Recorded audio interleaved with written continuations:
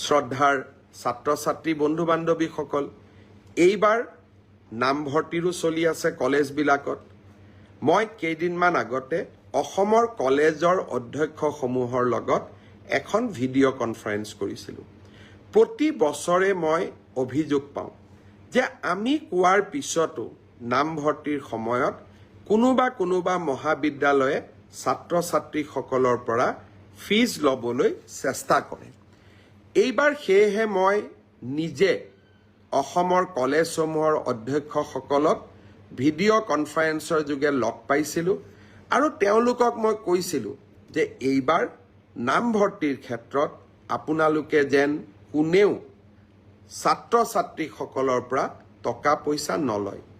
কাৰ পৰা নল'ব? যাৰ হাতত এখন ৰেচন কাৰ্ড আছে। যদি ৰেচন কাৰ্ডখন আছে, আমাক আয়ৰ আৰু কোনো বেলেগ প্ৰমাণ পত্ৰ নালাগে। মই অধ্যক্ষসকলক বুজাই দিছিলোঁ।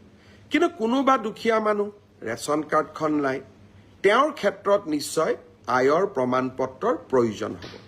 মোক আজি ৰাতিপুৱা ডিৰেক্টৰে জনাইছে যে এতিয়ালৈকে ৭০,০০০ এডমিশ্যন সম্পূৰ্ণ হৈছে আৰু অহা কেইদিনমানৰ ভিতৰতে এই এডমিশ্যনৰ প্ৰক্ৰিয়া সম্পূৰ্ণ হ'ব।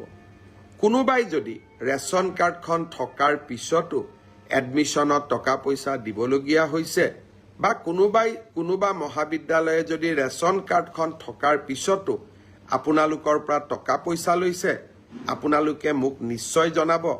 আমি বিহিত ব্যৱস্থাও গ্ৰহণ কৰিম আৰু আপোনালোকে টকাকেইটা যাতে উভতাই পায় তাৰ বাবেও ব্যৱস্থা গ্ৰহণ কৰিম।